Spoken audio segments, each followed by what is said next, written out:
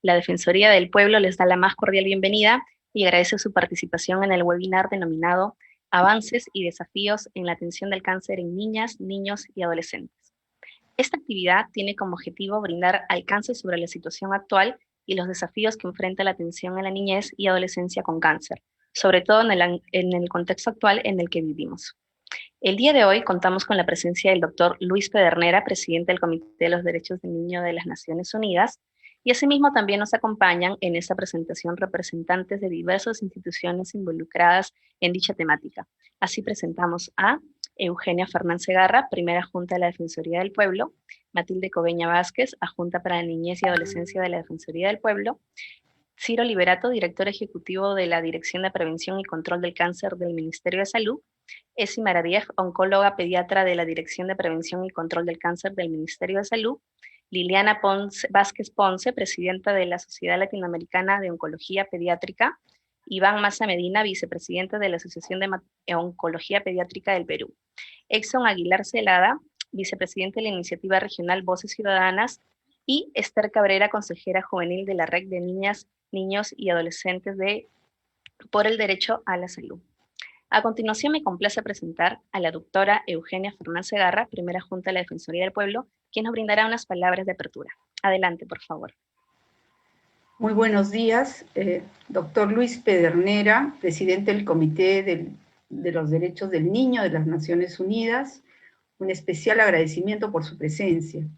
Distinguidos y distinguidas panelistas que nos acompañan, estimados y estimados asistentes. En primer lugar, les agradezco por participar en este evento que aborda la situación de atención del cáncer en niñas, niños y adolescentes, un problema que afecta obviamente su proyecto de vida al impactar en varios ámbitos de su existencia y entorno cercano. Desde el 2015, duele admitirlo, el cáncer es la primera causa de muerte en el país y según la Organización Panamericana de la Salud, se estima que al menos 1.800 niños, niñas y adolescentes serán afectados con cáncer cada año. Esta cifra pareciera conservadora frente a los actuales retos que nos ha traído la pandemia. Algunos de ellos tienen que ver con la prevención, diagnóstico temprano y atención inmediata por los especialistas en salud. Bien sabemos que el cáncer se cura si existe una detección y tratamiento oportuno. Esta realidad hizo que nuestra institución priorizara su abordaje a través de la Adjuntía para los Derechos de la Niñez y Adolescencia y se decidió estructurarla como uno de los ejes centrales de intervención defensorial. Hoy nos reunimos para presentar y exponer asuntos gravitantes sobre esta problemática desde diferentes enfoques. ¿Qué mejor ocasión para hacerlo que la conmemoración en este mes del Día de la Niñez en Perú y en el marco de los primeros 25 años de existencia de nuestra institución como Institución Nacional de Derechos Humanos en el Perú? Pues bien, nos proponemos, en primer lugar, que concluido este evento, conozcamos todos y todas los alcances sobre la situación actual y los desafíos que enfrentan los niños, niñas y adolescentes con cáncer en nuestro país en el ejercicio de su derecho a la salud, sobre todo en las actuales circunstancias. En un segundo lugar, llamar la atención al Estado ante la falta de reglamentación de la ley número 31041, Ley de Urgencia Médica para la Detección Oportuna y Atención Integral del Cáncer del Niño y del Adolescente, pendiente de publicación desde hace más de 7 meses de emitida la norma, lo que impide que se concrete la cobertura universal, gratuita, integral y sin discriminación de dicha enfermedad en cualquiera de sus etapas y tipos, así como la creación de un programa nacional, un registro y un observatorio sobre cáncer infantil. Al respecto, debo informarles que a través de diversos pronunciamientos, oficios y publicaciones, la Defensoría del Pueblo ha expresado reiteradamente su preocupación por dicha problemática, cuyas consecuencias limitan el acceso efectivo del derecho al disfrute del más alto nivel posible de salud y otros derechos conexos de muchos niños, niñas y adolescentes. Sea esta la ocasión para recordar a las autoridades y servidores públicos, cualquiera sea su nivel, que tienen la obligación constitucional de responder a la Defensoría del Pueblo cuando se les hace llegar alguna recomendación que tiene por propósito la defensa y promoción de los derechos humanos de los niños, niñas y adolescentes. Y en todo caso, informarnos sobre su implementación o también de las razones que les impiden hacerlo. Esta es la actitud que esperamos, una actitud responsable de toda persona que trabaja en la administración pública, más aún cuando se trata del goce del derecho a la salud de esta población importante.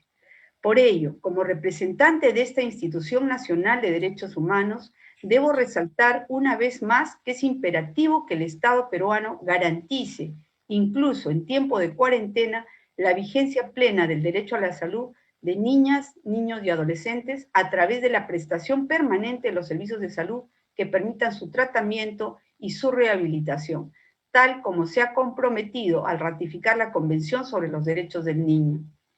Asimismo, es fundamental precisar que la atención de la salud cumpla con todas las condiciones que garantizan o caracterizan el derecho a la salud y los derechos conexos a este, en observancia justamente del interés superior del niño y las obligaciones que se generan a partir de este.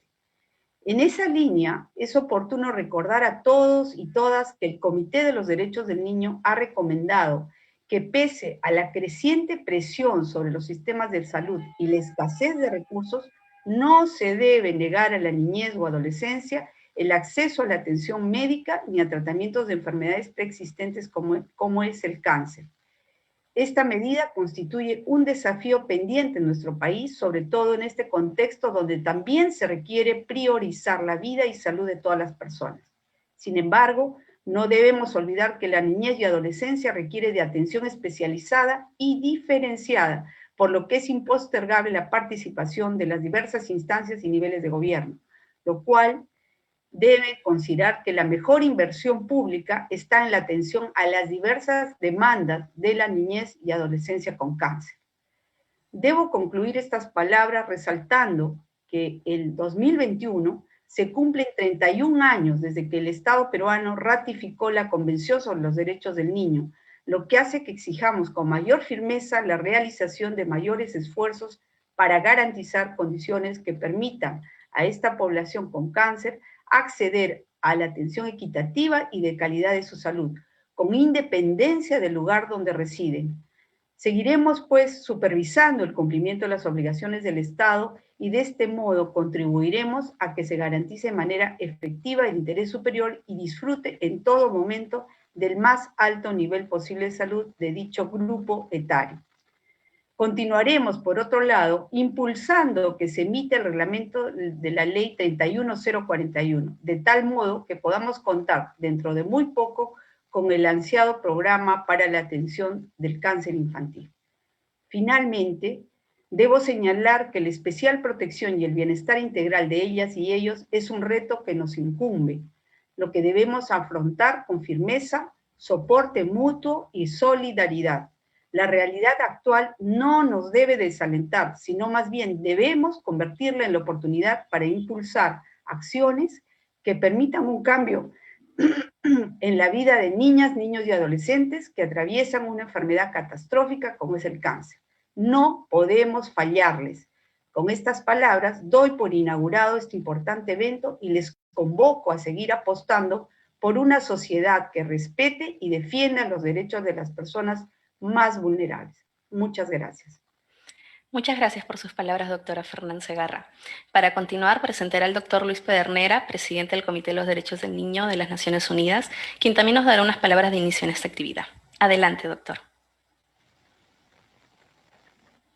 Muchas gracias. Un saludo afectuoso desde Montevideo, Uruguay. Es un gusto poder participar, acompañarlos en este momento de apertura de esta reunión. Agradezco a la Junta de la Defensoría del Pueblo la posibilidad de tener este intercambio. Perú tiene fecha de abril del 2021 para comenzar el inicio de revisión quinquenal frente al Comité de los Derechos del Niño, y sin duda la información que ustedes me han hecho llegar, las palabras de la defensora adjunta, son insumos fundamentales para que el proceso de diálogo sea rico y con los mejores elementos posibles para que las recomendaciones que el comité le formule al Estado peruano cuando este diálogo finalice sean las mejores y las más pertinentes para los niños, las niñas y los adolescentes peruanos. Entonces les agradezco primero por eso, porque me acerca a conocer lo que está ocurriendo hoy en Perú, y eso sin duda mejora y enriquece el proceso que vamos a iniciar con el Estado. Creo que, como lo ha dicho la defensora, están en un cruce de caminos. Por lo que he leído y por lo que escuché, tienen una muy buena ley, la 31.041, para atender la problemática del cáncer infantil, pero esta todavía no se implementa por falta de reglamentación. En primer término, quiero decir que los tiempos de los niños no son los tiempos de los adultos ni de sus instituciones. Los tiempos de los niños son hoy, ahora. Y por eso urge que la puesta en marcha de la reglamentación sea un hecho que no puede esperar más, no puede dilatarse más. Fundamentalmente porque ese proyecto de ley, y de lo que tengo entendido, atiende a cuestiones centrales de la problemática del cáncer infantil en el Estado peruano. En primer lugar, porque, y para mi asombro, el cáncer infantil es la primer causa de muerte en la población menor de 18 años.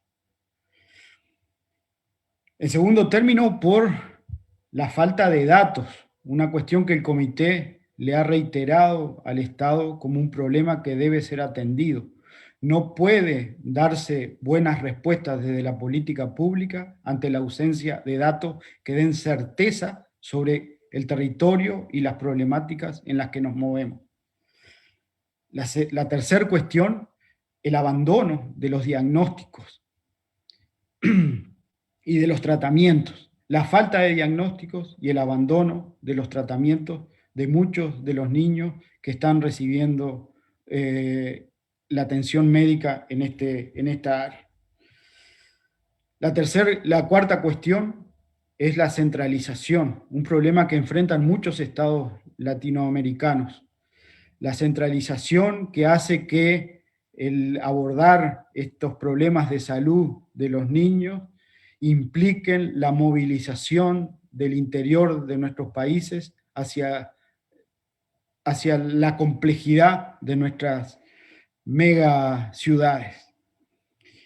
El comité, también en la línea de lo que decía la defensora adjunta, le ha dicho al Estado peruano en las anteriores recomendaciones que es necesario y urgente atender a la población alejada de las ciudades. Y como quinta cuestión, la inversión. No puede existir proceso de implementación de una ley sin inversión. Y hablo de inversión y no gasto, porque cuando se vuelcan recursos a la niñez, se invierte en el futuro. Se invierte a futuro. Y a mí no me gusta mucho esta visión funcionalista, pero la inversión en infancia es una cuestión de derechos, como lo ha dicho el comité en su observación general 19. El comité le ha remarcado al Estado peruano en el 2015, en su documento de conclusiones y observaciones, la necesidad de apoyar a las familias. Y en este sentido, el apoyo a las familias que pasan por estos temas de salud es fundamental. El sostén, el acompañamiento, la orientación. Muchas veces estas familias tienen que atravesar la soledad de un tratamiento y de información que les llega de manera inhóspita, no amigable. El comité tiene una observación general sobre el derecho al más alto nivel de salud de los niños. Es la observación general número 15 del año 2013. En esa observación general el comité destaca un montón de cuestiones, pero la principal es que el acceso al más alto nivel de salud de los niños mejora las posibilidades del desarrollo pleno de las personas menores de 18 años y aumenta las condiciones para vivir una vida digna.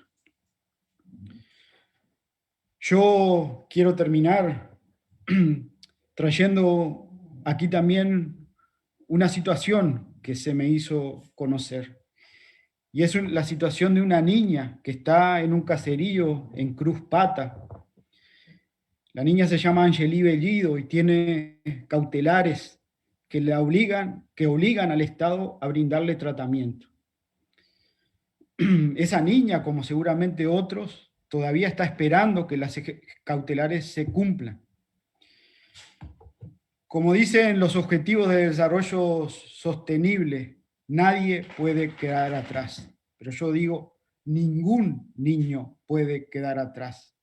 El tiempo de los niños es hoy.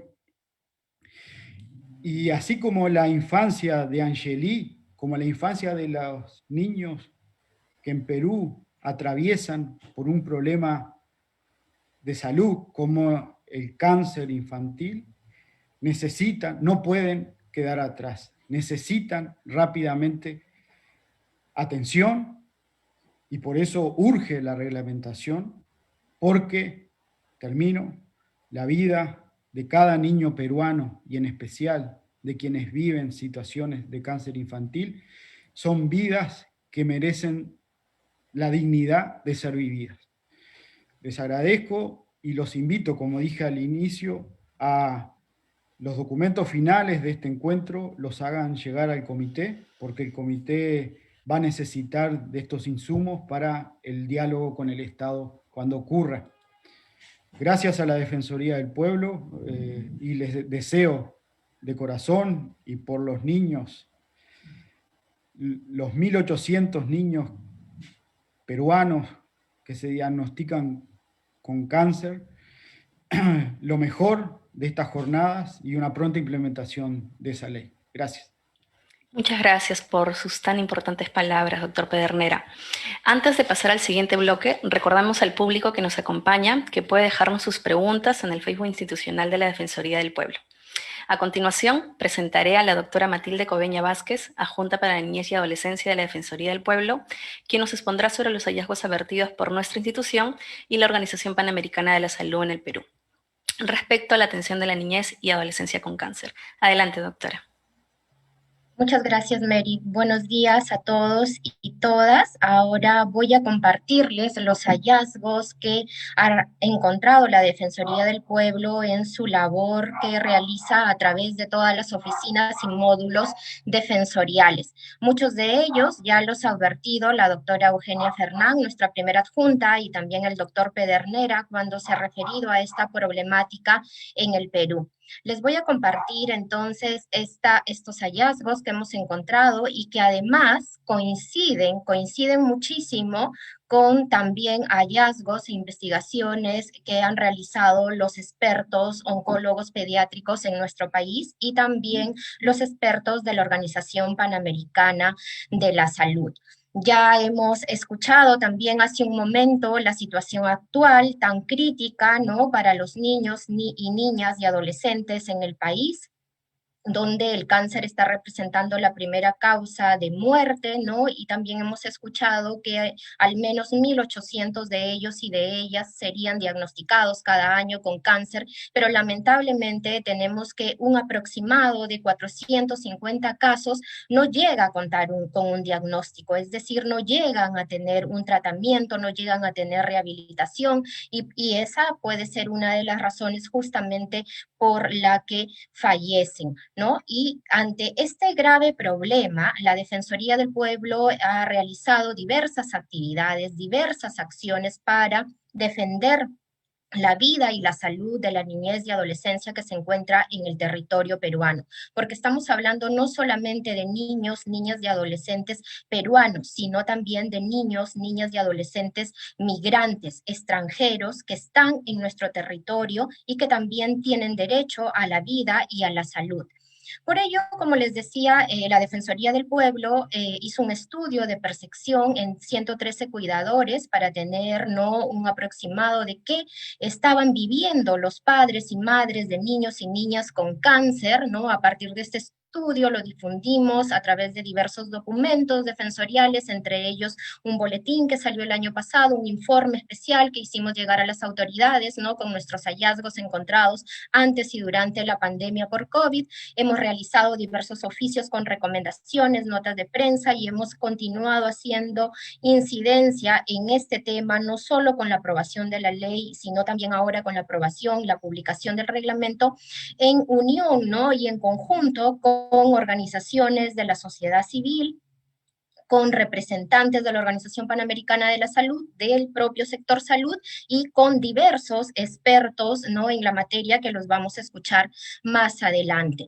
Pero ¿cuáles son estos principales problemas que nos preocupan a todos y todas, y por los cuales, ¿no?, el Estado peruano tiene que terminar de concretar la atención a la que se había comprometido con la publicación de la ley?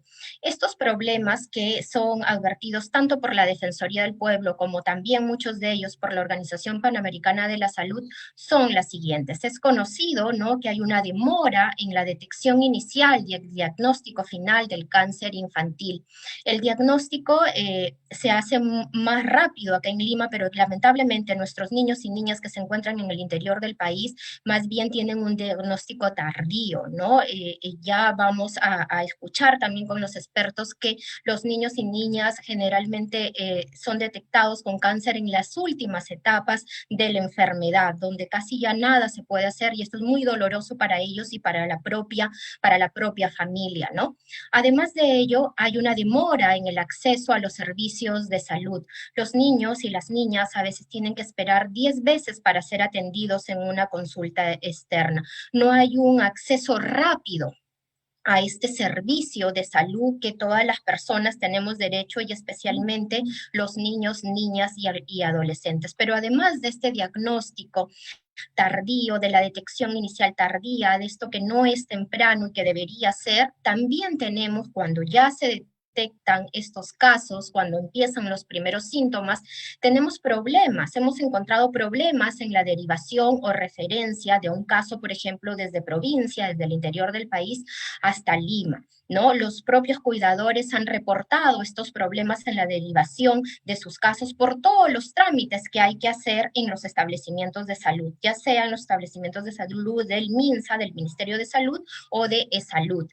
Además de esta demora en la derivación o referencia a Lima, también hemos encontrado dificultades en el traslado para la atención de la salud. La mayoría, más del 70% de estos cuidadores, nos advierte que tuvo problemas en el traslado desde la región de origen a Lima. Muchos de ellos no cuentan con los recursos económicos. En algunos casos ellos mismos han tenido que costear los pasajes, por ejemplo, o solamente tenían el pasaje para el niño con cáncer, pero no para el familiar que lo acompañaba. Y recuerden que el niño no puede venir solo, tiene que venir acompañado de un familiar para que pueda también, ¿no?, escuchar todo el tratamiento que corresponde. Entonces, estos retrasos dificultan también, ¿no?, el acceso a los servicios de salud, que debería ser de manera oportuna y rápida para todas las personas, y especialmente en el caso de los niños.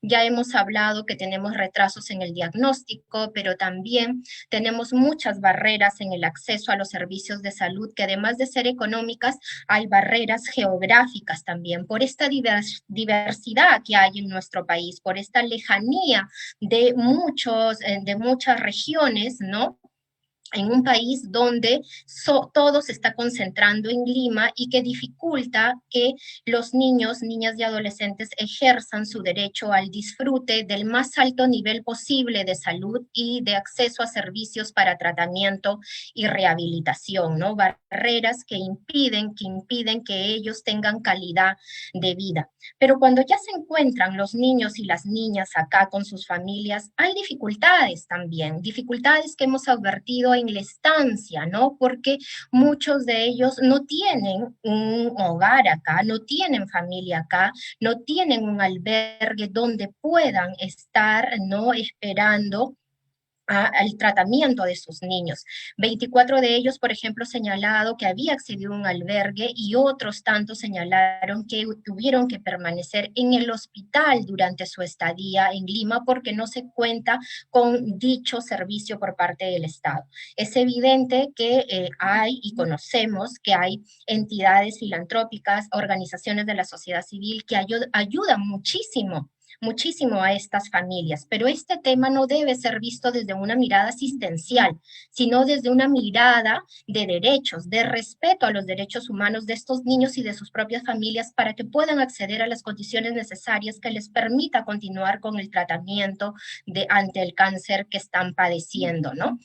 Y como hay todos estos problemas, también se produce, amigos y amigas, una afectación al ámbito familiar, una afectación a la familia de estos niños y de estas niñas, porque en muchos casos se produce la disminución del ingreso familiar, alguno de los cuidadores o padres tiene que dejar de trabajar, algún familiar o hermano de un niño o niña con cáncer tiene que abandonar los estudios para empezar a trabajar y ayudar a su familia, otro grupo se queda cuidando a sus hermanos porque viene la mamá o el papá con el niño que está enfermo acá a Lima, muchos de ellos tienen que vender sus bienes, ¿no? Sus inmuebles, y hay personas, familias, grupos de familias que no cuentan tampoco con estos medios. Entonces, la afectación a la vida y la salud de un niño en esta enfermedad tan terrible también produce una afectación al ámbito familiar, a toda la familia, incluso a la comunidad, cuando se trata de niños que están en comunidades pequeñas y donde también la propia comunidad, los propios vecinos, los propios otros familiares, ¿no? Los amigos,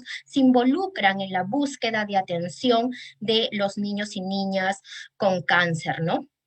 Como hay todas estas dificultades, obviamente y lamentablemente, muchos niños y niñas, muchas familias abandonan el tratamiento de cáncer, por eso hay una alta tasa de abandono.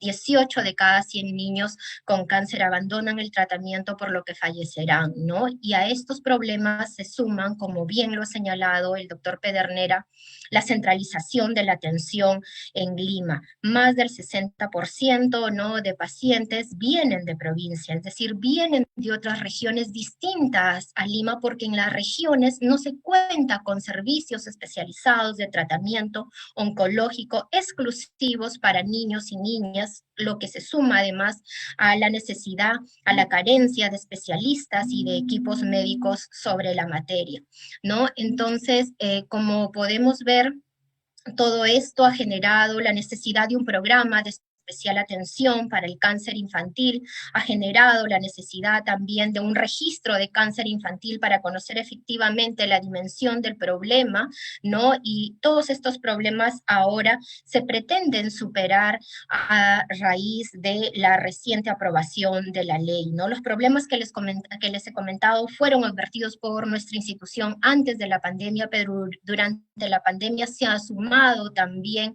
a raíz, ¿no?, de la concentración de los esfuerzos del sector sanitario en el COVID, ¿no? Se ha advertido también una falta de disponibilidad de camas en hospitales, la falta de atención a este tema que ahonda, ¿no?, todo lo que ya habíamos encontrado. Es importante por eso seguir trabajando en la materia y superar esta mirada de la que hablaba el doctor Pedernera de gasto en esta temática para poder no ver la atención del cáncer infantil con una mirada de inversión, reemplazar esta mirada en la inversión que se debe hacer el Estado peruano en la niñez y adolescencia con cáncer, porque es su derecho además a contar con un alto nivel posible de salud y de servicios para el tratamiento y rehabilitación.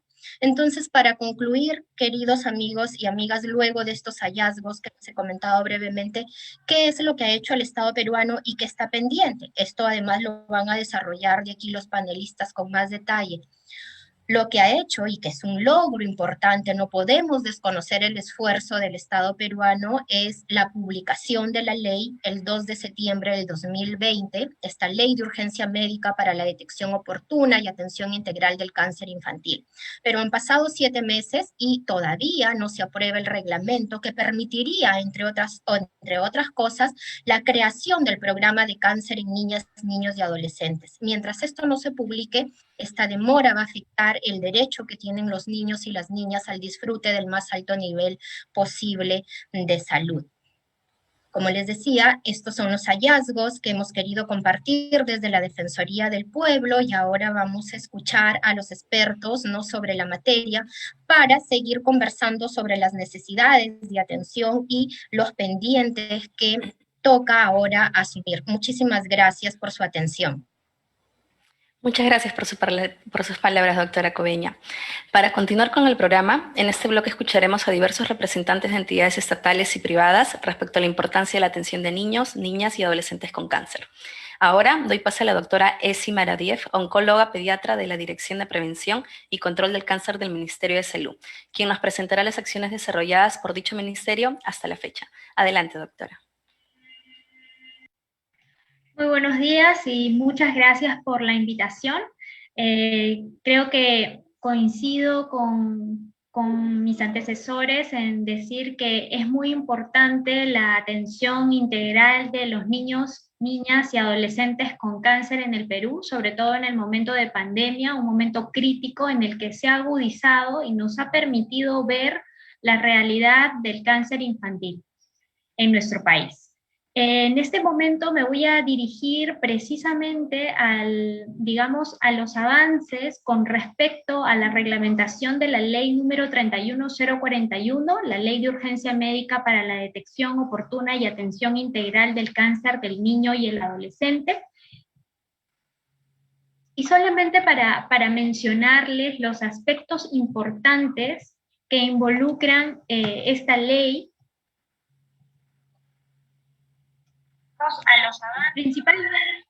principalmente contamos con 3 aspectos, o cuenta con 3 aspectos. El primero, de la cobertura integral, que tiene que ver con la atención integral de los niños y adolescentes. Esto implica realizar la cobertura de atención de los niños, niñas y adolescentes con cáncer desde la sospecha diagnóstica de cáncer. Muchos padres sabemos que gastan dinero en realizar los diagnósticos de cáncer. Asimismo, los adolescentes que están cumpliendo los 18 años puedan completar el tratamiento de cáncer sin quedar, digamos, sujetos a que se completó o digamos, cesó su seguro de atención y quedar en el aire. También la ley, el segundo punto es acerca del subsidio económico. El subsidio económico para los padres, madres o tutores que no cuentan con un empleo, y la licencia laboral para aquellos padres, madres o tutores legales que cuentan con un empleo formal, para que puedan estar junto a sus niños, niñas y adolescentes con cáncer y justamente prevenir el abandono del tratamiento. Y el tercer punto, que digamos es un punto muy importante, es el Programa Nacional de Cáncer Infantil, que justamente trata de ejecutar o realizar todas las actividades referentes a la atención integral del niño y del adolescente. Es decir, involucra los dos aspectos más importantes referidos anteriormente, tanto la cobertura integral como el subsidio, y asimismo diferentes actividades como por ejemplo educativas que nos van a permitir mejorar el retraso del diagnóstico, capacitar profesionales y personal de salud y asimismo la comunidad para realizar una detección temprana de cáncer infantil. Simplemente para manifestarles, el 2 de septiembre fue aprobada la ley, como ya se dijo. El 20 de octubre, que capaz es un tiempo, sí, que tardó un poco en salir la resolución ministerial para la conformación del grupo de trabajo multisectorial, fue a través de esta resolución que la presidencia del Consejo de Ministros encarga al Ministerio de Salud como secretario técnico para conformar un grupo de trabajo para la realización o la elaboración de este reglamento de ley. ¿Y cuáles eran las funciones de este grupo de trabajo? Elaborar la propuesta, elaborar un sustento técnico y un informe final. La vigencia del grupo de trabajo fue de 60 días hábiles, y estos estaban contados a partir del día siguiente de su instalación. Tengo que comentarles, y como lo vamos a ver en una línea de tiempo, que la instalación se realizó el 6 de noviembre y solamente se tenía 60 días para completar el reglamento. Y aquí, en esta línea de tiempo, les deseo mostrar cómo se realizó la publicación el día 2 de septiembre, salió la resolución ministerial el 20 de octubre y la primera reunión sobre la conformación del grupo de trabajo se realizó el 6 de noviembre. Y es así que se han sostenido 1, 2, 3, 4, 5, 6, 7, 8 sesiones en las cuales se encontró consensos con los diferentes grupos, y el objetivo de las reuniones, que fueron todas virtuales y muy ejecutivas, estuvieron dirigidas a aterrizar la ley, cada aspecto que involucra la ley 31041. Cada artículo fue revisado, desde las disposiciones generales hasta el tema del subsidio, la telemedicina, el registro, el programa. Todos estos temas fueron abordados y el 1 de diciembre se cerró la reunión completando todos estos aspectos que tienen que ver con la ley 31041. El 4 de diciembre se realizó la entrega del informe final y luego se enviaron oficios a las distintas instituciones o sectores que tienen que ver con la reglamentación de la ley. Como tiene que ver con un subsidio, pues entonces se envió al Ministerio de Economía y Finanzas, al Ministerio de Trabajo, por el tema de la licencia con goce de haberes para los trabajadores formales, a E-Salud, al Seguro Integral de Salud, al Fondo Intangible Solidario en Salud, a las oficinas de planeamiento y modernización del Ministerio de Salud, a la Dirección General de Aseguramiento e Intercambio Prestacional, a la Dirección General de las Personas, a la Dirección General de Telesalud, Referencia y Urgencia, a la Oficina General de Tecnologías de la Información, al Instituto Nacional de Enfermedades Neoplásicas. Todos estos documentos fueron referidos a las diferentes instituciones y se han venido revisando cada respuesta de cada documento. Nosotros esperamos concretar la aprobación del reglamento desde el Ministerio de Salud lo antes posible y estamos trabajando arduamente en ello. Lo que sí les puedo comentar es que el nudo crítico se encuentra en el tema del financiamiento, que justamente estamos evaluando tanto con el Seguro Integral de Salud como con el Ministerio de Economía y Finanzas para ver cómo se le puede dar una solución viable a este tema. Con respecto a todas las oficinas y digamos, los sectores, todos es necesario decir que han coincidido en una opinión favorable. Y hemos tenido una reunión hace muy poco con todas las oficinas del Ministerio de Salud, quienes han brindado su conformidad final hacia la propuesta de reglamento. Bueno, eso es todo lo que les quería comentar esta mañana. Capaz dejamos abiertas las preguntas. Muchas gracias. Buenos días. Disculpa, Esi, que interrumpa, no sé si puedo. ¿Doctor Ciro? Sí. Sí. Buenos días. Dar alguna. Claro que sí, adelante, por favor. Buenos días. Les presento al por el doctor. momento. Sí. Sí, Esi, adelante. Sí, doctor Ciro, ¿qué tal? Buenos días. A ver, para continuar con este bloque, vamos a, por favor, a brindar las palabras al doctor Ciro, quien es director ejecutivo de la Dirección de Prevención y Control del Cáncer del Ministerio de Salud.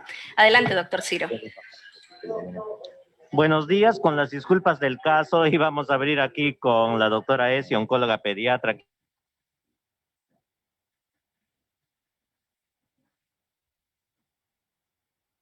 ¿Quién les habla? Director.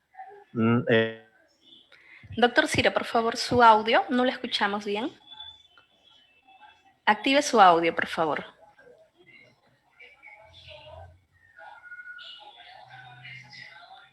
Doctor Ciro, ¿nos escucha? ¿Me escucha? Ahora sí. Mantenga así su audio, por favor. Adelante, por favor.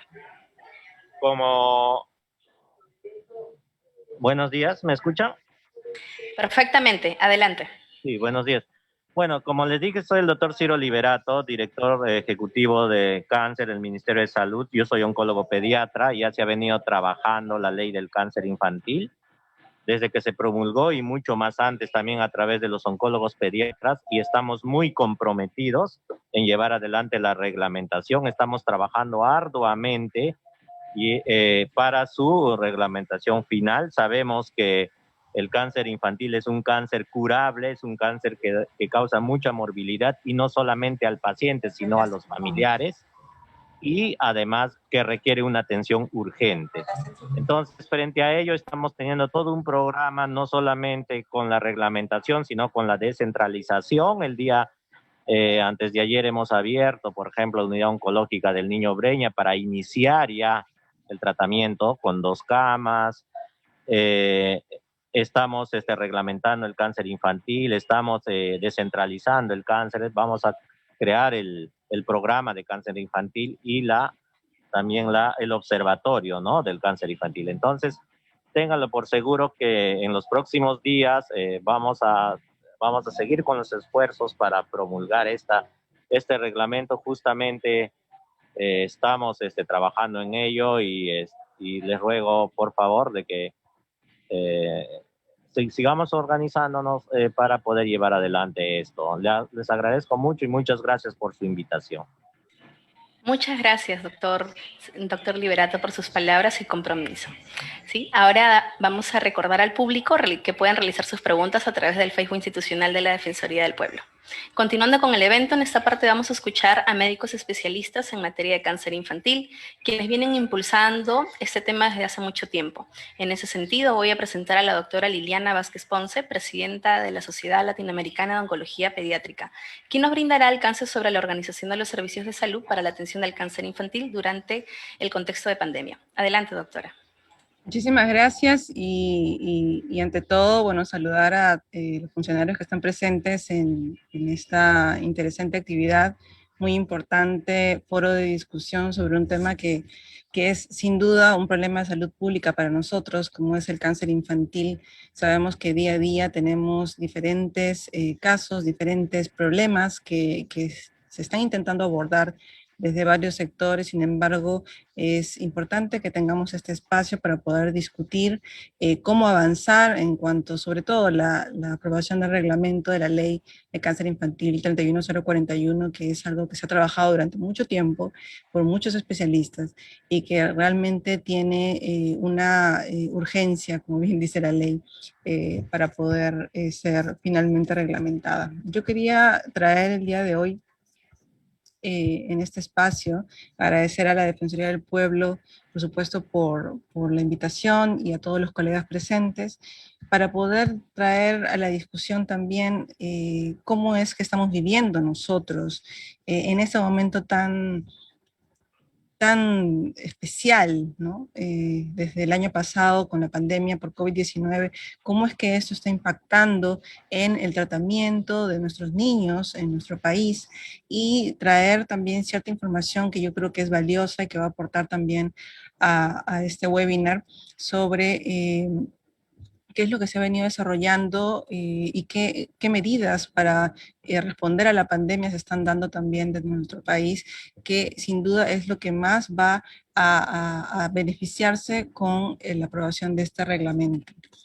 Comentar que esto es algo que no es una sorpresa para todos. Realmente no solo el cáncer infantil sin duda se está afectando por la pandemia, sino también muchas otras enfermedades como la hipertensión, como la diabetes, enfermedades no transmisibles que necesitan un cuidado constante, necesitan un manejo apropiado de tanto del diagnóstico, tratamiento y manejo, no solamente de la parte del tratamiento. Entonces, el cáncer infantil sin duda tiene, ha tenido realmente durante estos meses un retraso, ha tenido un impacto importante y que no necesariamente tiene que ver con qué tanto se infectan los niños o qué tanta mortalidad tienen los niños por el COVID per se, sino que el hecho de que hayamos tenido que suspender tratamientos muchas veces, como es lo que vamos a presentar a continuación, ha impactado, ha tenido un efecto negativo también en su pronóstico, ¿no? Y en base a eso es que de parte de quien represento el día de hoy, que es la Sociedad Latinoamericana de Oncología Pediátrica, junto con la OPS, hicimos un estudio muy interesante que se publicó el año pasado y que seguimos trabajándolo hasta el día de hoy porque la pandemia todavía continúa, ¿verdad? Para poder evaluar cómo es que está afectando esta pandemia y, por supuesto, todo el fenómeno social de cuarentena, de limitación en la movilización, de desplazamiento de personal en la atención de los niños con cáncer, ¿no? Para ello hicimos un estudio muy interesante cuyo objetivo era justamente evaluar el impacto de esta pandemia en los niños con cáncer y se recogieron datos de toda América Latina, incluyendo el Perú, durante 3 momentos, en abril, fue la primera vez cuando empezamos, creo que fue un momento muy temprano de la pandemia, que empezaban a dispararse los casos, luego en junio, luego en octubre y ahora estamos haciendo una nueva recolección de datos durante este mes. ¿Para qué? Para poder ver básicamente en los establecimientos privados, en los establecimientos público-privados y en los establecimientos públicos, qué tipo de impacto puedan tener en los servicios oncológicos pediátricos, ¿no? Valoramos 3 cosas que eran importantes. Uno, si los tratamientos se están alterando, si se están suspendiendo las radioterapias, si se están suspendiendo las quimioterapias, los trasplantes, las cirugías, básicamente, y en qué medida se están alterando esos tratamientos. 2, la evaluación per se del servicio, si los médicos se están contagiando, si los médicos se están desplazando a otros servicios, si se está usando o no se está usando la telemedicina como una medida de contingencia. Y lo tercero, ver qué tanto tenía el profesional una percepción del impacto de la pandemia en el tratamiento de sus niños y qué medidas de mitigación se están dando. Y para eso también fue interesante poder analizar, como yo agradezco muchísimo al equipo excelente de la Defensoría, porque realmente, y liderado por supuesto también por Matilde, que han hecho un trabajo impecable con esta recolección de datos y el boletín que se publicó el año pasado, en donde también se mencionaban características importantes de nuestro país como el abandono de tratamiento, ¿no? Sin duda es importante que podamos relacionar esto a las características de los profesionales del país y del centro.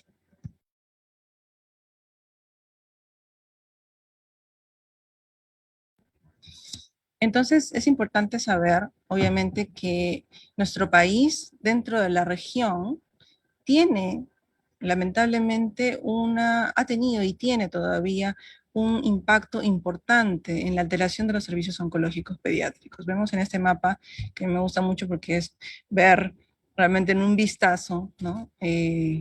La situación en la que nos encontramos, y mientras más oscuro es el color, hay más porcentaje de poder alterarse los tratamientos. Vemos en azul lo que son básicamente lo que es quimioterapia, en verde la cirugía y en rojo radioterapia. Vemos que sin duda ha habido una alteración muy importante en la descontinuación, tanto parcial como total, de los servicios, ¿no? Sobre todo en países de la franja andina, Perú, Colombia, Ecuador, Bolivia, ¿no?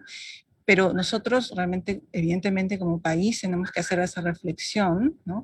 De que nuestro sistema de salud definitivamente es un sistema de salud debilitado, es un sistema de salud frágil que nos está llevando a esta consecuencia y que está afectando directamente a los niños. Ahora, mucho más cuando tenemos en consideraciones como las que el objetivo de la ley 31041, donde justamente se está tratando de brindar un soporte social a los padres para que puedan mantenerse durante el tratamiento, evitar el abandono de tratamiento de cáncer en los niños. Entonces, es ahí donde uno precisamente puede ver de la importancia que necesitamos en nuestro país este tipo de leyes, ese tipo de legislaciones que permitan que nuestros niños puedan recibir un tratamiento mínimo de calidad.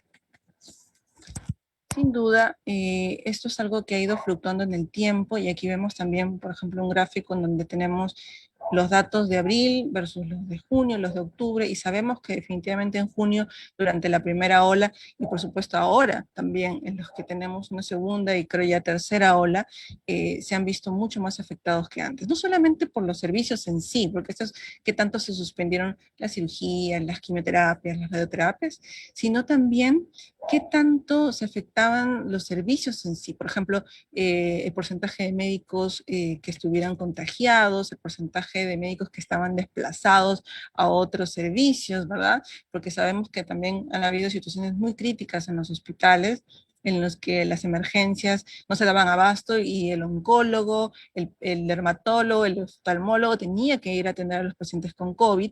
Entonces, esto ha surgido como problemática en los hospitales y es una de las causas, evidentemente, de por qué se han tenido que suspender los tratamientos. Pero algo importante y que quería yo también resaltar el día de hoy es que a pesar de ello, el uso de la telemedicina, o como lo llamamos nosotros, las teleconsultas, los tratamientos a distancia se han ido incrementando durante el tiempo en nuestro país, y eso es algo fundamental porque es una de las pocas medidas que tenemos nosotros para responder a esta crisis, ¿no? Y un mensaje también final es que la posibilidad de la suspensión de los tratamientos oncológicos es mayor según algunos factores identificados, como por ejemplo el tipo de centro oncológico que puede ser de los adultos, ¿no? Por ejemplo, pacientes que vienen de un hospital oncológico general versus pacientes que vienen de un hospital pediátrico, ¿verdad? Problemas en el transporte, ¿no? Problemas de la movilidad, ¿no? de los pacientes también influyeron muy significativamente en esta pérdida de los tratamientos. Y un factor que yo no quería dejar de mencionar el día de hoy era la inversión en salud. En este estudio que fue publicado justamente, como les mencionaba, en colaboración con la Sociedad Latinoamericana de Oncología Pediátrica y la OPS, describimos y prácticamente también denunciamos que los países, incluyendo el Perú, que tenían una menor inversión en salud por debajo del 7% del PBI, tenían mayor posibilidad de suspender un tratamiento para un niño con cáncer. Esto es algo que es fundamental, porque yo creo que si hay algo que nos puede llegar de mensaje el día de hoy, es que es importante que hoy actuemos para poder sacar adelante proyectos y legislaciones tan importantes como la Ley 31041, que van a brindar un paso más adelante en salud pública para estos niños, porque realmente fortaleciendo nuestro sistema de salud es como vamos a hacer una diferencia. Y ya bien lo mencionó la doctora Maradiegue, el Programa Nacional de Cáncer, los beneficios sociales para los padres, el registro, ¿verdad? Todos esos componentes que tiene en el articulado del reglamento de la ley son fundamentales, y esperemos que pronto podamos tenerlas como parte de una realidad para estos niños que la necesitan tanto. Yo quedo atento a cualquier pregunta y muchas gracias por la invitación. Muchas gracias a usted, doctora Vázquez, por la información compartida. Ahora continúa el doctor Iván Massa, vicepresidente de la Asociación de Oncología Pediátrica del Perú, quien nos expondrá sobre la experiencia de las familias y el impacto de las normas en la atención del cáncer infantil. Adelante, doctor Massa. Buenos días con todos. Muchas gracias por permitirme participar en este webinar y muchas gracias a la Defensoría del Pueblo por organizarlo. Realmente es muy importante que las instituciones defiendan a nuestros niños, ¿no? El cáncer de las niñas y los niños realmente afecta a toda la familia, ¿no? No es que solamente el niño es el afectado, ¿no? Y tenemos muchos testimonios que vemos en los hospitales, ¿no? Por ejemplo, que nos dicen que es el dolor más grande que he sentido en toda mi vida, saber que mi hija podía morir por cáncer, luchar con ella contra esta enfermedad. U otra mamá que dice, algunos perdemos el trabajo por estar luchando día a día pues, en el hospital. O mi sueño más anhelado es despertar y me digan que se sanó. Esta sana es mi sueño más grande. Otro testimonio, yo no sabía que el cáncer infantil existía. Me enteré cuando me dijeron que mi hijo tenía cáncer, ¿no? Qué duro y qué difícil es. Y tenemos muchos casos que reflejan la necesidad que tienen las familias de ser respaldados por el Estado, mucho más, ¿no? Por ejemplo, este caso de un niño que viene de Lima mismo, que tiene una leucemia linfoblástica, sin embargo, en pleno tratamiento, su papá pierde el seguro, y tras unos meses de latencia, al niño le dicen, su niño ya no puede continuar tratamiento, ¿no? En teoría, le correspondería activarse automáticamente el SIS, el Seguro Integral de Salud, para poder continuar el tratamiento en INEM, pero eso no es posible, porque tiene que desaparecer de un sistema para volver a aparecer para poder aparecer en el otro y poder ser beneficiario del SIS. Entonces, hay una brecha del tratamiento que no va a poder recibir este niño, ¿no? Y encima, cuando se active el SIS y comienza a recibir tratamiento en el INEM, probablemente, y el papá comience nuevamente con un trabajo formal, va a perder el Seguro Integral de Salud y va a tener que pagar. Y automáticamente no va a tener esa salud, porque tiene que pasar un tiempo mínimo para que su seguro comience a funcionar, a ser beneficiarios de este seguro. Hay brechas que no están cubiertas actualmente y que perjudican a las familias, ¿no? Este niño actualmente no está recibiendo tratamiento. También este caso, por ejemplo, de una niña que viene desde Ayacucho, le encontraron un tumor en el abdomen, fue un neuroblastoma, viene con su mamá acompañada, y esta familia, esta mamá no tiene dónde quedarse en Lima, y además ella es el único soporte económico familiar, ¿no? No tiene dónde quedarse, y a la vez tiene que seguir manteniendo a su familia, ¿no? Y tiene el temor de perder el trabajo. Es terrible la situación que pasa, ¿no? Y así un sinnúmero de casos realmente. Que, como ya lo mencionaron previamente, en el Perú esperamos tener 1.800 niños con cáncer, sin embargo solamente llegan 1.350 a los hospitales. Quiere decir que alrededor de 400 ni siquiera van a enterarse que tuvieron cáncer y van a fallecer de esta enfermedad, ¿no?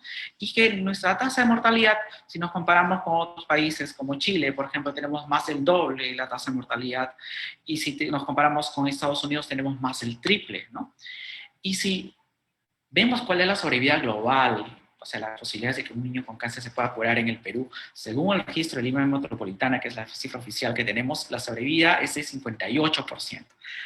Nosotros creemos que es aún más bajo, porque este registro, lamentablemente, cubre una parte de Lima y no cubre provincias, porque, como ya se mencionó previamente, tenemos una falta de datos, una falta de registro importantísimo, ¿no? Pero ese 58% es la misma posibilidad que tenía un niño en Estados Unidos de curarse en el año 1975. Estamos hablando hace 45 años. Esta es una realidad terrible que tiene que cambiar, ¿no? Si hablamos del abandono, un niño cuando está en tratamiento, abandona el tratamiento y se va a morir por cáncer, ¿no? Si nos comparamos con países con menos recursos que el nuestro, por ejemplo, con Guatemala o El Salvador, que en el momento de la gráfica, este dato, Guatemala tenía 7%, El Salvador 3%, nosotros, eso es hace más de 10 años, nosotros tenemos 18.4% de abandono, es muy alto. Y si lo comparamos con lo que tienen actualmente esos países, que es 1 o 2%, nosotros tenemos 10 a 20 veces más una tasa de abandono, quiere decir que estos niños con cáncer van a morir, con respecto a países que tienen menos recursos que nosotros. Eso no puede ser. Existe un gap, una diferencia grande entre los países con menos recursos y los países de alto recurso. Esa brecha es grande. Sin embargo, nosotros en teoría somos un país de recurso medio, pero a pesar de ello estamos a la cola en Latinoamérica en cuanto a posibilidades de que un niño con cáncer se pueda curar. Los problemas ya se han identificado, no tenemos información fiable, falta de registro, el diagnóstico es muy tardío, 69% llegan a estadios 3, 4, tenemos una dificultad para el acceso al diagnóstico y tratamiento, casi todos tienen que venir a Lima, como se expuso previamente, una tasa de abandono altísima, y hace que tengamos una sobrevivencia muy baja, ¿no? ¿Y por qué ocurre esto?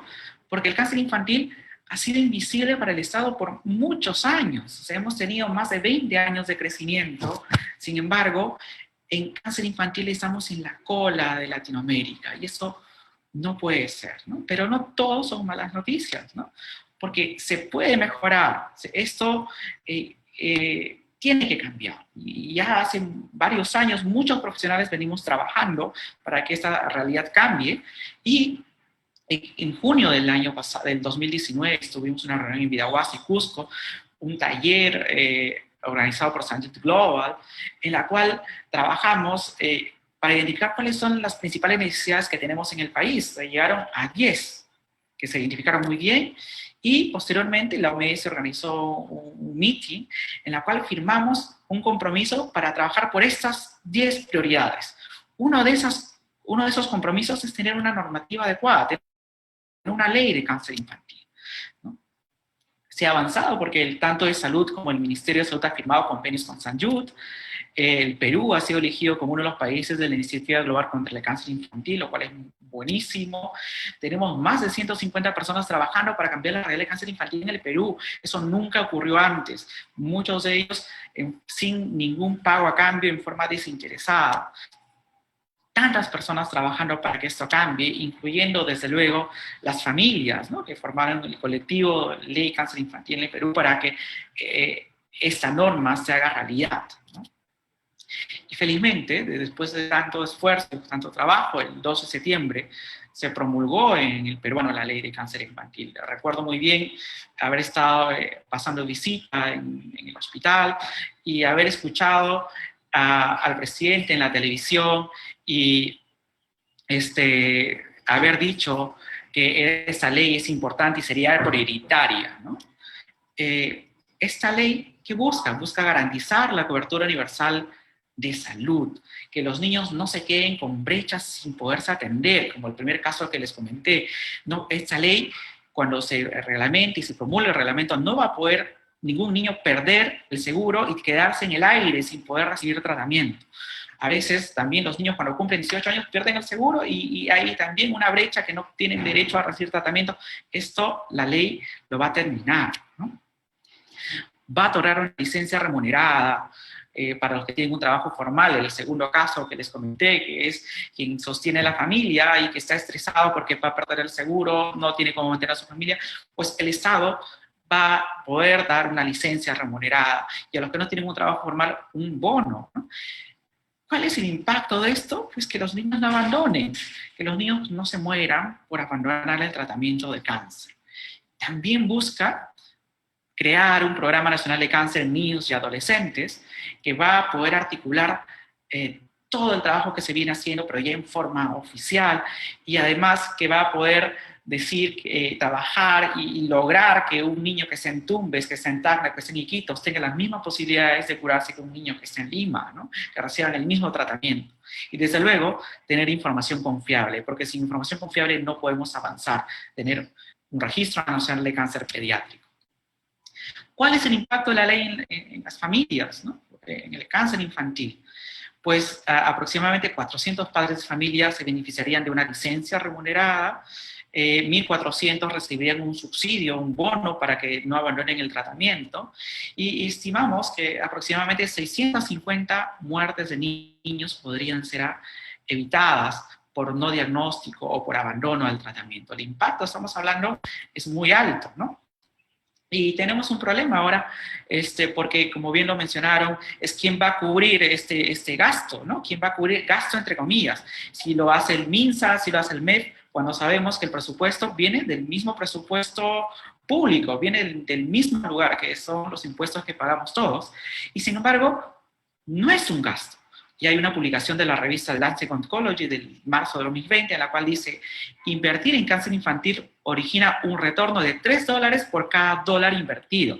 O sea, no solamente es que la vida de los niños no tiene precio, sino que cada dólar que invierta el Estado va a tener retribución posteriormente, porque después a la larga va a terminar gastando mucho menos en salud pública por atender a estos niños.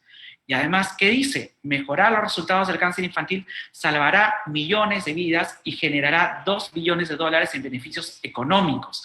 O sea, No solamente es por solidaridad, no solamente es responsabilidad social del Estado, sino que además desde estudios económicos le beneficia al Estado invertir en cáncer infantil. No es un gasto, como bien lo dijo el representante de la ONU en el Perú, sino es una inversión, gastar en nuestros niños, poner el dinero para que estos niños se puedan curar.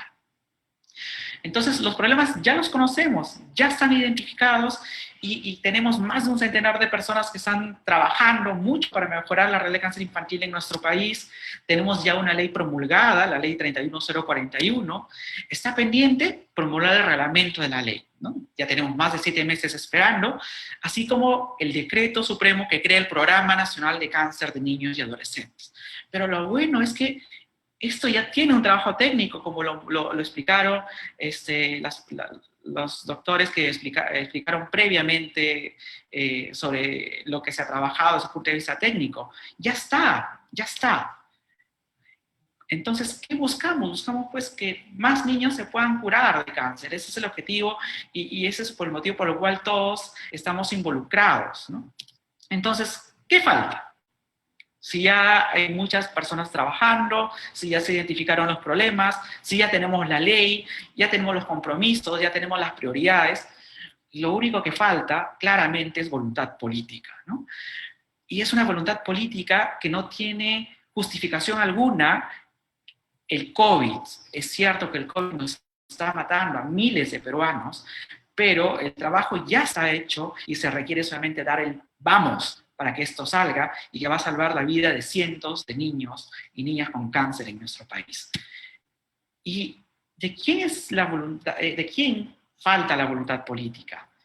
Pues es clarísimo, del Ministerio de Salud, del Ministro de Salud, del Ministro Óscar Humala, ¿no? Si él quisiera, esto saldría el lunes promulgado en el peruano. ¿De quién? De la presidenta del Consejo de Ministros, Violeta Bermúdez, ¿no? Porque si hubiera voluntad política de verdad para salvar a cientos de niños cada año, hubiese ordenado que esto salga ya, hace varias semanas. Y no estamos esperando que aún esto pase y tratar de tener una reunión con ella para que nos acepte, cuando sabemos que esto debería ser una prioridad. ¿De quién más es responsabilidad política por esa falta de voluntad? Del presidente de la República, Francisco Sagasti, sin ninguna duda. Es su responsabilidad que estos niños estén muriendo por falta de respaldo del Estado, cuando ya tenemos la ley lista para ser promulgada, el reglamento y que se cree un programa, ¿no? Pero sí se puede.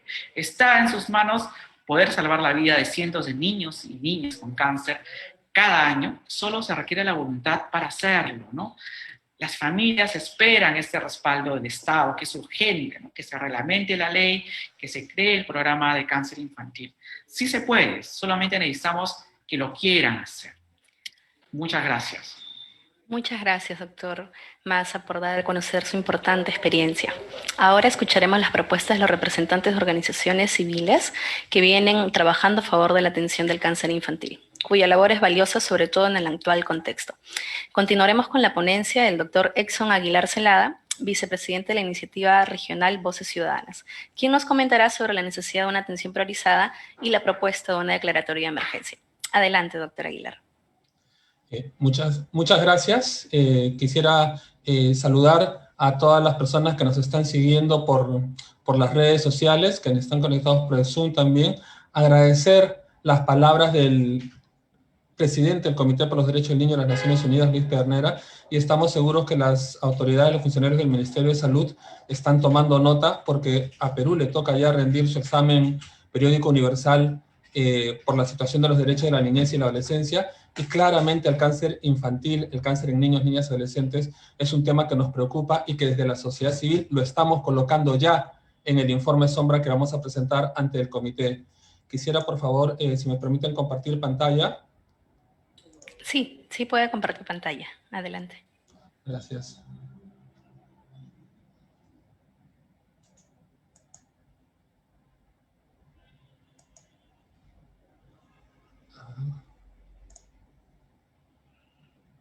Correcto. Listo.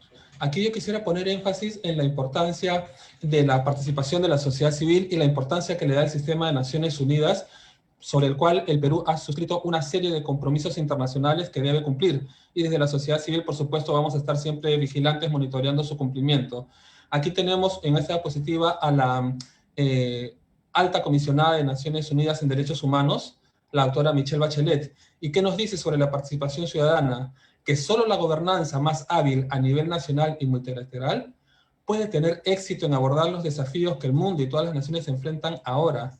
Pero para esto es necesario proteger y respetar el derecho a la participación, que es una obligación legal, reitero, una obligación legal de todos los Estados miembros, pero también es un activo importante de los gobiernos, aunque no siempre se reconozca como tal.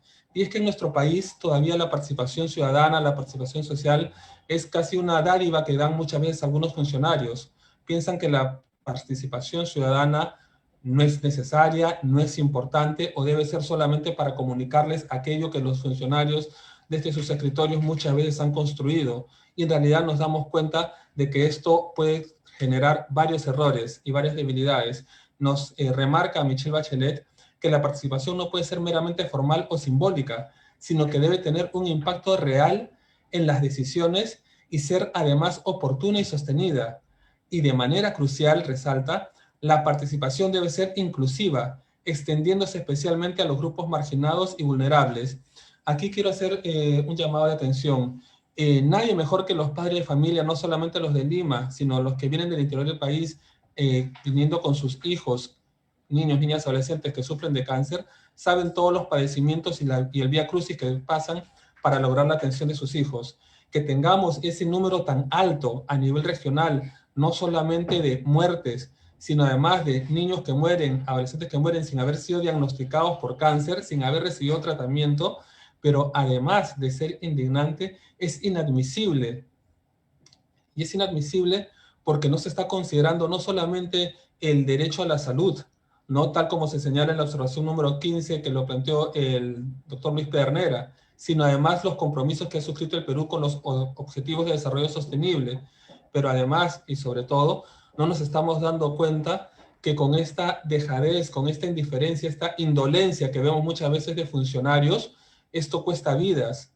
No solamente se empobrecen las familias, ¿no? Sino que además cuestan vidas que pueden ser salvadas, que son muertes prevenibles.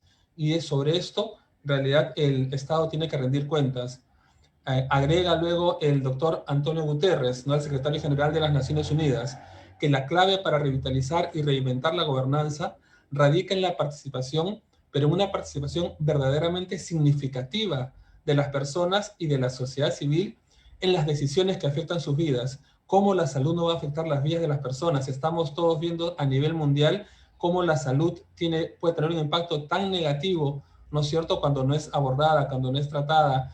Y más aún, hay eventos nuevos como el SARS-CoV-2 y todo lo que está generando la pandemia. Y estamos viendo sistemas de salud que se caen a pedazos, ¿no? Pero vemos también que muchos, más allá de no haber estado preparados, vemos la ineficiencia de las autoridades por no haber tomado acciones de manera decidida en su momento para afrontar en mejores condiciones esta pandemia.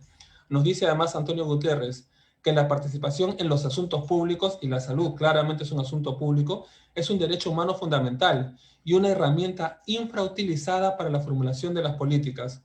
O sea, nuevamente, si las políticas se siguen elaborando solamente desde los escritorios de los funcionarios públicos, no vamos a tener resultados eficaces. Agrega Guterres que a medida que el espacio público se reduce también la situación de los derechos humanos, la defensa de los derechos humanos. Hay una preocupación muy grande desde Naciones Unidas porque todas las organizaciones que trabajamos en la defensa de los derechos humanos hemos visto bastante limitada nuestro accionar y hemos visto bastante limitada la respuesta del Estado a todas las vulneraciones que se vienen produciendo en diferentes campos, no solamente en la salud. Y señala además que la pandemia en sí misma ha visto medidas que atentan contra la capacidad de la sociedad civil para realizar su trabajo vital. Entrando nuevamente en materia del cáncer infantil, que es lo que nos trae a... Doctor Exxon, disculpe la interrupción. ¿Podría activar, por favor, el modo pantalla completa? ¿Cómo no? Para poder observarlo mejor. Permítame un segundo, por favor. Sí, claro.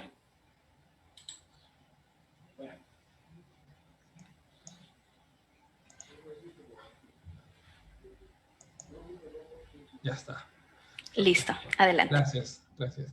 Miren, justamente en el marco de la pandemia, ya el Ministerio de Salud emite este documento técnico, que es Manejo de Pacientes Oncológicos en la Pandemia por COVID-19. Esto a través de una resolución ministerial que es la número 262-2020, ¿ya? Y que es lo que nos plantea que el Ministerio de Salud, ¿no?, acerca de la priorización de pacientes para tratamiento en el marco de la pandemia. Si llega una persona cuyo, vamos aquí al punto 5 y 6, por favor, quisiera que nos detuviéramos por aquí, el punto 5 y 6, que tiene un cáncer avanzado, su prioridad de atención va a ser la número 5, número 6, es decir, esta persona va a ser condenada a morir, porque no va a recibir atención. En el marco de esta pandemia, esa persona literalmente, sea niño, niña, adolescente, o sea un adulto, ya, o adulto mayor, está condenada a morir porque no va a tener la prioridad para ser atendida. Esta tabla que vemos aquí fue una tabla adaptada de la guía clínica del Instituto Nacional de Inglaterra para el tratamiento de pacientes con cáncer durante la pandemia. Pero sin embargo, esta tabla fue adaptada, fue elaborada por el NHS de Inglaterra y estuvo vigente solamente por 30 días, mientras el sistema británico reacomodaba nuevamente su respuesta y luego de 45 días esta tabla fue dejada de lado y hoy en día Inglaterra no solamente es que no brinda esa prioridad 5 o 6 a las personas con cáncer avanzado, sino que además ha incorporado terapias más modernas, ha reducido los tiempos de las terapias también para dar una mejor respuesta. Sin embargo, esta tabla, elaborada por una resolución ministerial del Ministerio de Salud, todavía sigue vigente. Es la razón por la cual desde Voces Ciudadanas y con un conjunto de más de 14 organizaciones de personas afectadas por diferentes tipos de cáncer, estamos pidiendo a la Presidencia del Consejo de Ministros, al Ministerio de Salud, al Congreso de la República y a todos los actores involucrados que se pueda declarar en emergencia la atención integral por el cáncer, porque no es posible que las personas estén condenadas a muerte, ¿no?, por enfermedades que pueden ser no solamente prevenibles, sino además curables. Por supuesto, estamos de acuerdo en el énfasis en los recursos que se deben invertir en la prevención, que siempre es lo más rentable, pero lo que no podemos hacer es vendarnos los ojos y dejar de lado a las personas que hoy en día requieren tratamiento con urgencia y tratamientos de calidad. El nuevo director de Prevención y Control de Cáncer del Ministerio de Salud viene además de Colombia, de haber trabajado más de 8 años en Colombia, un país en el cual la atención al cáncer es completamente diferente, o sea, son 180 grados diferentes a lo que se brinda aquí en el Perú. Tratamientos de calidad, tratamientos que se entregan en menos de 2 meses a la población. Aquí, sin embargo, puede pasar 8 meses hasta que una persona reciba tratamiento. Y cuando se habla de abandono de tratamiento en niños, niñas, adolescentes o en los adultos en nuestro país, no es que los pacientes están abandonando o desertando de la adherencia al tratamiento porque así lo desean. Sencillamente es porque hay una limitación, hay una indiferencia del Estado de llegar de mejor manera y con mejores tratamientos a estas personas. Si la persona no puede recibir el tratamiento en su localidad, en su comunidad, sino tiene que trasladarse a la ciudad capital o tiene que venir hasta Lima para recibir un tratamiento, definitivamente estamos condenando a esa persona, más aún en el marco de la pandemia, a que no reciba el tratamiento y a que acabe perdiendo la vida cuando podía ser totalmente prevenible y tener una mejor calidad de vida.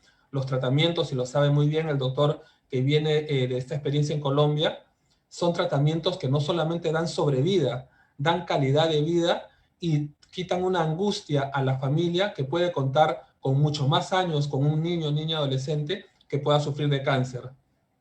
Así que yo quiero terminar mi intervención solamente reiterando el compromiso desde la sociedad civil por monitorear y por exigir justamente que esta atención integral sea declarada en emergencia. Estamos esperando respuestas de la Presidenta del Consejo de Ministros, del Ministro de Salud, de la Ministra de la Mujer y Poblaciones Vulnerables, del Ministro de Justicia y Derechos Humanos, porque aquí claramente se están vulnerando derechos y para eso está el Ministerio de Justicia y Derechos Humanos. Para eso está el Ministerio de la Mujer, porque estamos hablando de poblaciones vulnerables.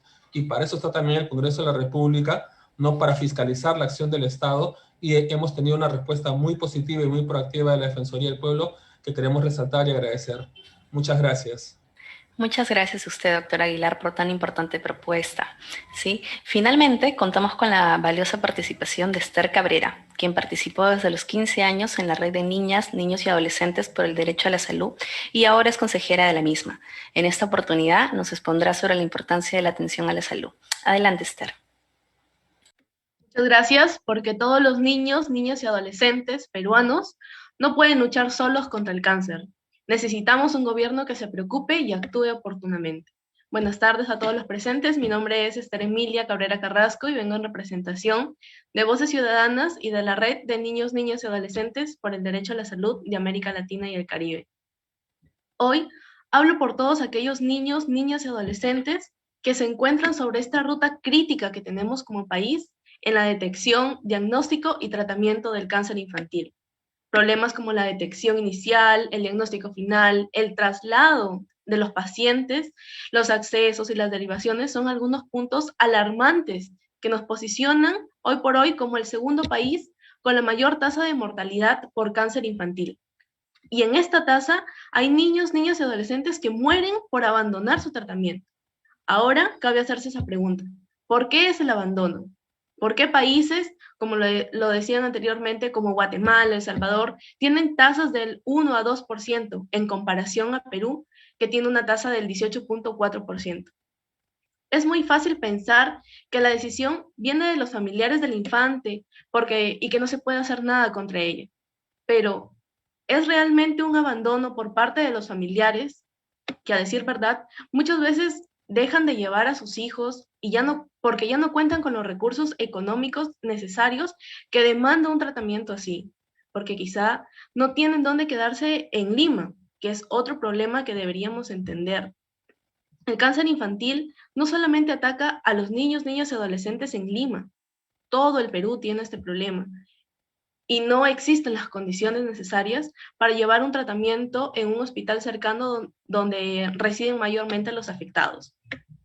Entonces, ¿es un abandono por parte de los pacientes con cáncer infantil o es un abandono por parte del Estado que no está cumpliendo con su papel protector?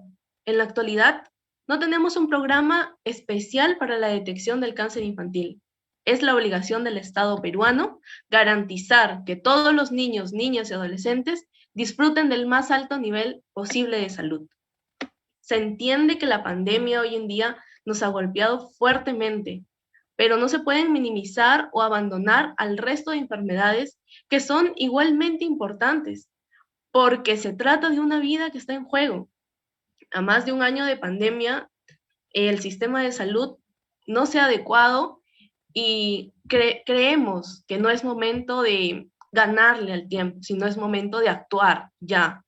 El cáncer es una enfermedad que avanza tan rápido y hoy hay que ser empáticos, ¿no? Hay que ser empáticos y ponernos en la posición de aquel padre o madre de familia sin recursos, en medio de una pandemia, frustrado, confundido si debe salir a trabajar para comprar los medicamentos que alivian el dolor de su niño o niña, o quedarse a disfrutar quizá de los últimos días con su hijo o hija, ¿no? Por ello, hoy los niños, niñas, adolescentes, pedimos a todos los actores la declaratoria de emergencia por los pacientes con cáncer, la creación del Programa Nacional de Cáncer en Niños, Niñas y Adolescentes, la elaboración del Registro Nacional de Niños, Niñas y Adolescentes con cáncer a nivel nacional, la implementación de sedes en macrorregiones del Instituto Nacional de Enfermedades Neoplásticas y el otorgamiento de licencias con goce de haber en los centros laborales de padres y madres de niños, niñas y adolescentes con diagnóstico de cáncer y entre otros. Porque los niños, niñas y adolescentes tienen ganas de jugar, pintar, bailar, reír, pero sobre todo tienen ganas de vivir. Muchas gracias. Muchas gracias, Esther. Sí, vamos a continuar con el programa. Para ello, luego de estas importantes ponencias, se dará a conocer las preguntas del público. Vamos a iniciar con algunas preguntas, por favor. A ver, estas preguntas van dirigidas para el Ministerio de Salud. Nos consultan si es que existe una fecha probable para la promulgación del reglamento. Es la primera pregunta. Y la segunda pregunta es respecto al Plan Esperanza. Si es que este plan, ¿de qué manera este plan está protegiendo el derecho a la salud de los pacientes con cáncer? Y si es que existe alguna partida presupuestal del plan. Así también nos consultan si es que cuál es el cuello de la botella más importante que impide que se pueda reglamentar la ley de cáncer infantil. Son estas 3 preguntas.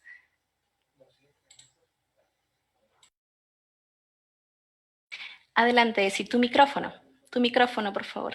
Muchas gracias por las preguntas, me parecen muy importantes. Con respecto a la fecha de reglamento, no tenemos una fecha precisa ni programada, puesto que, como les comenté en la ponencia, estamos en conversaciones para poder hacer factible, y aquí también vale responder la tercera pregunta, que es el cuello de botella para poder aprobar el reglamento, y es el tema del financiamiento.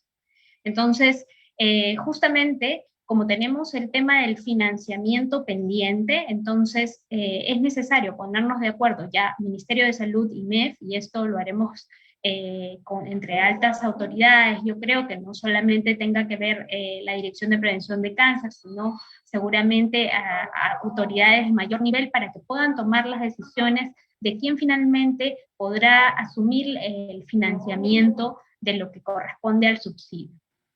Y con respecto al Plan Esperanza, pues el Plan Esperanza es un plan que lo tenemos desde el año 2012. Este plan realmente ha ayudado a salvar la vida de muchas personas, no solamente con diagnóstico de cáncer, sino con enfermedades graves, a quienes se le ha podido dar la oportunidad de poder tener, digamos, el acceso a la salud y a tener tratamientos como por ejemplo diálisis o trasplantes de médula, que hasta determinado momento no era posible.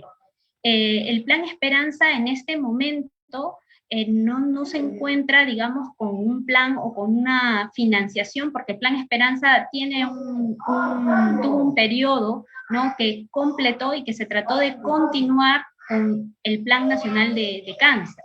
Entonces, digamos, en este momento tenemos el Plan Nacional de Cáncer, que ha sido aprobado en diciembre, y que justamente se está conversando para que pueda tener un presupuesto y así poder seguir favoreciendo a las distintas familias peruanas que tengan estas necesidades, ¿no?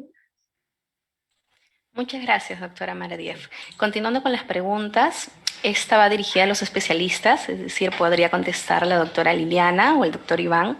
Y la consulta es la siguiente. Esta situación crítica de los niños con cáncer viene desde mucho antes. La pandemia ha resaltado esta problemática y, como ustedes indicaron, se han paralizado tratamientos. La pregunta es, ¿de qué manera ustedes, los médicos, han ayudado a alguna solución para ello? Muchas gracias por la pregunta. Realmente es muy importante saber que como siempre decimos todos, somos un equipo, ¿verdad? Los pacientes, evidentemente las familias, los profesionales de la salud y por supuesto también las autoridades en salud deben considerarse parte de ese equipo para poder avanzar hacia la meta, que es la curación del niño, ¿no? Cuando vino la pandemia, definitivamente yo creo que nadie tenía un plan claro de contingencia, ni aquí en Perú, ni en cualquier parte del mundo, para poder sobrellevar las dificultades en cuanto a la pandemia, al manejo de los niños. Y poco a poco, durante los siguientes meses, se fueron dando diversas iniciativas en nuestro país para poder tener una contingencia de ello. Parte de eso fue, yo creo, muy importante el aspecto de desarrollar protocolos para poder evitar, prevenir las infecciones por COVID-19 en los niños con cáncer, establecer protocolos para poder adaptar los tratamientos también, principalmente de pacientes que tienen leucemia y otros tipos de tumores malignos, de acuerdo a los recursos que teníamos disponibles durante la pandemia y los que pudieran tener una eficacia mucho más clara para darles a estos tipos de pacientes, ¿no? Y finalmente, algo que mencioné que me parece importante también es el uso de la telemedicina, que si bien es cierto, antes de la pandemia menos del 50% de los establecimientos de salud no contaban con un servicio de telemedicina, de teleconsultas. Actualmente más de un 80% de ellos ya cuentan con al menos un medio de poder hacer una teleconsulta o una consulta a distancia que implique tanto el diagnóstico como el tratamiento. Entonces yo creo que estas medidas han servido bastante para poder tener una contingencia. Sin duda no es absoluto, porque hay todavía muchísimas cosas que se están recién estableciendo, ¿no? Pero yo creo que en ese aspecto se ha podido al menos mitigar un poquito los efectos de la pandemia. Muchas gracias, doctora Liliana. Agradecemos a todos su participación y también la respuesta a las preguntas. En este último punto, como cierra el evento, vamos a concluirlo, no sin antes agradecer la presencia de cada uno de ustedes y también la presencia de todo el público que nos acompaña el día de hoy de forma online. Nosotros queremos mencionar que también desde la Defensoría del Pueblo hemos remitido un oficio a la Presidencia del Consejo de Ministros solicitando una reunión con el fin de abordar la situación de la niñez y adolescencia con cáncer e impulsar el reglamento que tanto hemos abordado el día de hoy. Finalmente, esperamos que a través de esta actividad se genere que todas las instancias involucradas tomen medidas para garantizar condiciones que permitan la realización del derecho al disfrute del más alto nivel posible de salud de todos los niños, niñas y adolescentes con cáncer. Muchas gracias.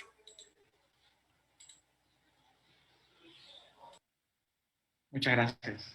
Muchas gracias, hasta luego. Gracias, hasta luego. Gracias. Hasta luego, Gracias a todos. Muy bien, gracias. Hasta Muchas luego. gracias, sí. Pronto. Muchas gracias a todos.